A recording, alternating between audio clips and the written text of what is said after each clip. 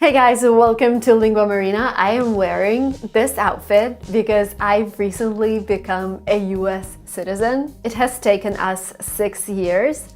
We came to the US in 2015 on a tourist visa, loved the country, applied for the O1 work visas, got them, applied for green cards, and after spending 4 years and 9 months on a green card, I've applied for my citizenship. And here I am right in front of you, a new US citizen. So today we're gonna talk about American idioms that I've heard here while talking to people. Just a quick reminder, idioms are very important. As a non-native speaker, I noticed that native speakers use them very, very often. Almost every conversation that I have with a native speaker includes 1 or 2 idioms, so I'm really glad I've been learning them. And today we'll learn some of the most common ones. Let's do it. Idiom number 1, to be on fire. To be on fire means to be doing really well. Let's look at an example. Last year, Tesla shares were on fire when they went over $1,000 per share. So in this example, Tesla stocks were appreciating within a short amount of time.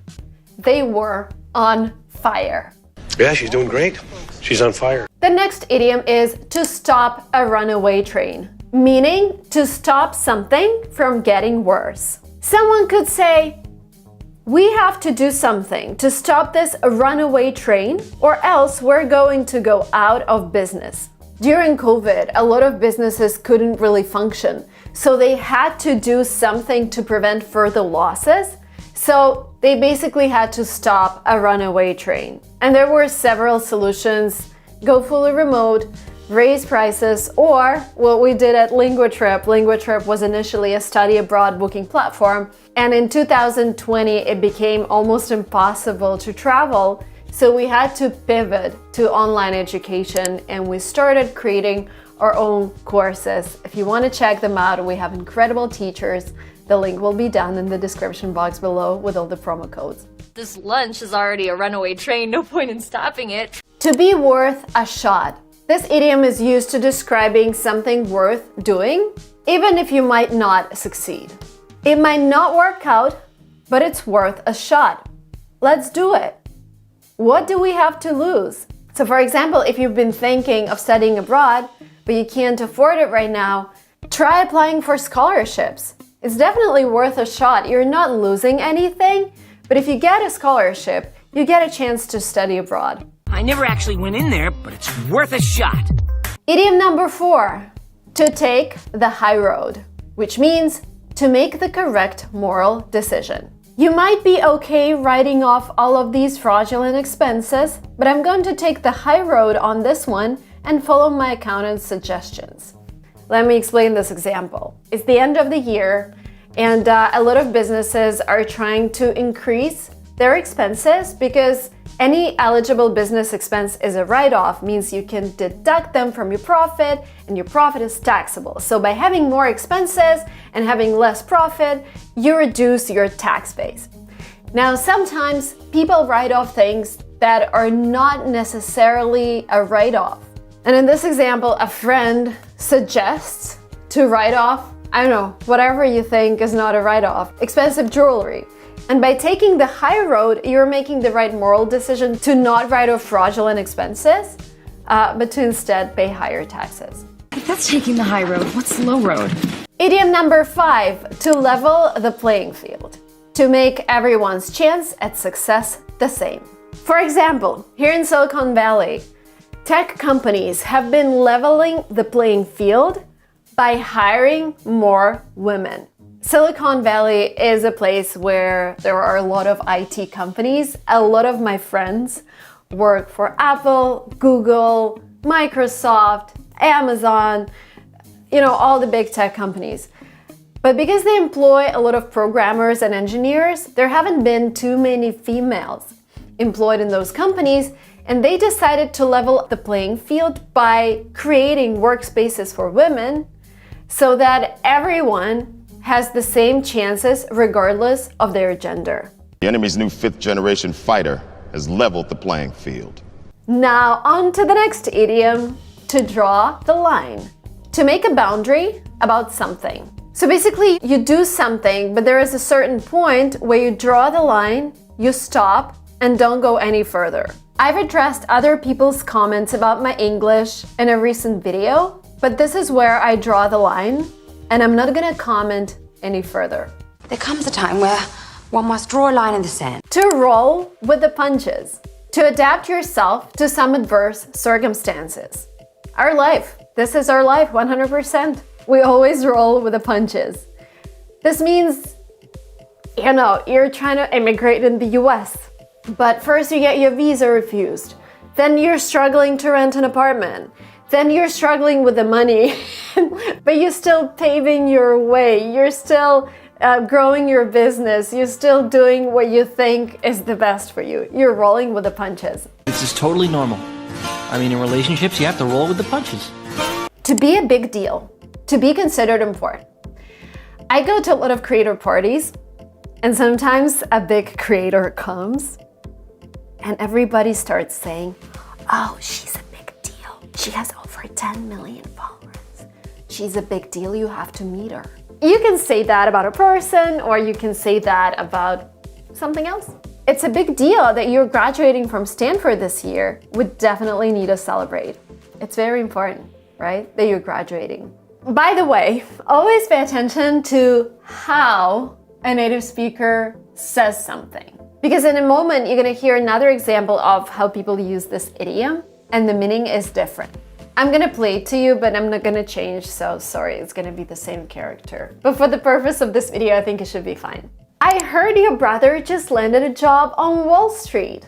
Big deal. They're a bunch of crooks anyway. So here, big deal means nothing special, who cares? A completely different meaning. This is a big deal, this promotion. To break the ice. I've heard this many times. I was at a dinner yesterday. It was a roundtable dinner, 10 people from the creator economy industry. And the host started this dinner by saying, let me break the ice by introducing myself and asking you all a question. It's a good thing to start an event where a lot of people don't know each other with some kind of question so that everyone can answer the question and share something personal. And then this way, everyone gets to know each other. To break the ice. I know a good ice-breaking exercise. To be hammered means to be drunk. I don't usually drink much, but I got totally hammered this weekend in Napa. Napa is this lovely place, an hour-and-a-half drive from where I live, and Napa is one of the world's most famous wine destinations. But she's totally hammered, and if I get with her and I'm not drunk, isn't that, like, unethical? Fork it over means to give something to someone. You can use this phrase when you're asking someone for something and that person is reluctant to give it to you. Come on, fork it over. $10. Fork it over. To pay the piper. To pay the piper means to accept the consequences or pay for some action. Some people say that because the US government has printed so much money recently, at some point we will have to pay the piper. Meaning we will have to literally pay for the consequences of this fiscal policy, and we're already doing that because inflation is really high, and I see it when I go shopping. Oh, this is a funny example. I recycle bottles. When you buy a glass bottle of milk, we used to pay a $2 refundable deposit. Now, recently, they've changed it to $3. See, inflation is real, even in the small things. So it's time to pay the piper. We've done more bad than good in our lives, and it's time to pay the piper. To cough it up means to give something up or over to someone. For example, if a policeman thinks that a suspect has a gun, he says, okay buddy, where is it? Cough it up. Give it to me. So this is the way you can use this idiom with a physical object. Another way to use it is when you talk about the truth. Cough it up means to tell something you've been hiding. When you cough up the truth, you basically say the truth that you've been hiding. We're not leaving until you cough it up. Number 14, to hang in there. To continue doing something even if it's really difficult. Imagine you've been posting videos on YouTube and you've been posting, but you still haven't made any money on it. My advice would be hang in there. The YouTube game takes some time, but once you find your voice and get traction, you will start making money. Hang in there, Henry. Come on, Henry, all right. To not be your scene, to not be the thing that you actually like. For example, your friends are going to drink beer, and you say, you know, that's not really my scene. I think I'll pass. Have fun. Come to your poetry night. It's not really my scene. To kill it. As always, a phrase or an idiom in English or a word in English can have several meanings. You can say to kill it in the meaning of to succeed, or it can also mean to shut something down. As you've noticed, I've started doing quizzes on this channel, and I ask you different questions and you answer them. And once you pick an answer, we give you information what is the right answer and why. So most of you are actually killing it in those quizzes. You are getting the right answers. So I can say you guys are killing it. You're succeeding in it. You are killing it today. Oh. Let's look at another example. We've been running these ads on Facebook, but I think it's time we kill the campaign. It's not really getting the results we wanted. Here you shut the campaign down. If I quit, the FDA will kill this project. Number 17, to pull the plug. Very similar, means to stop doing something. Imagine you start a business, you invested $20,000 in it, but you weren't able to get any clients. And you say, it's time to pull the plug. Let's get back to the drawing board. Now, the first part means let's shut it down. And let's get to the drawing board is actually our next idiom. It means to start something over after having tried something that didn't work. I'm gonna give you an example. Please pay attention to it because it contains a couple more idioms. Look carefully. Our team worked on this project for 9 months, and when we launched it, we didn't even break even. So we decided to get back to the drawing board, and 3 months later, we hit the nail on the head and made a killing. Now we need some explanations here, right? And our idiom number 19, to break even. I hope you guys are writing this down, by the way, because it's very useful to do that, to train your memory. To break even, to get back the amount of money you put into something, or to generate enough revenue to cover all your costs.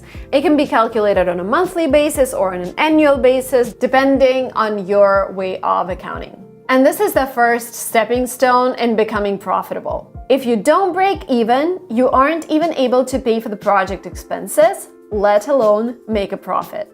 I thought the point was to sell the farm, not to break even. Idiom number 20, and you've seen it in a sentence I've read to you a moment ago. To hit the nail on the head, mean to get something right or have success. You got it. You hit the nail on the head. I knew you would figure it out. That's right. You've hit the nail on the head. To make a killing, to make a lot of money on something. It's kind of related to another idiom we discussed today, to be killing it, because making a lot of money is also success. So for example, you start a YouTube channel and it suddenly generates $50,000 of income for you. In this case, you're making a killing. You're making a lot of money. She had just won this big award and made a killing on the house. To be left holding the bag, to be held responsible for something in an unfair way. Even though our team worked on the project together, when it failed, I was the one left holding the bag. Which means you were the one to take responsibility for the failure, and maybe you had to apologize or to fix things. So who's gonna be left holding the bag if they can't blame it on us? To be up your ass. By the way, guys, the idioms that we're mentioning here, I wouldn't necessarily use them in a test. Not all of them. To be up somebody's ass means to annoy someone by refusing to leave them alone. We're going to make sure we install these door handles correctly, otherwise we'll have the building department up our asses. Which means if they don't follow the building codes exactly, the building department will find them and make them reinstall the door handles. In your country, you may be able to get away with burying 5,000 people in a mass grave and calling it a day. But in America, Even a hint of a scandal, and the Senate will be up my ass. To go bust or to go broke means to lose all your money. After many failed business ventures, he finally went bust and lost his home. When somebody makes risky investment decisions, loses their money, you can say they went bust or they went broke. Why did you take my offer? Went broke. And the last idiom for today is to break the mold. It means to do something in a completely new and different way. Imagine you've been learning English for a while and you got tired of it, but then you broke the mold and started learning English with LinguaTrip, and you became successful. This means you started learning English in a completely new and different way, and it worked for you. They broke the mold when they made you. Thank you guys so much for watching this video up to the very end. Thank you for subscribing to this channel, for liking this video, and I am looking forward to reading your comments. Thank you so much, and I will see you very soon in my next videos. Bye bye.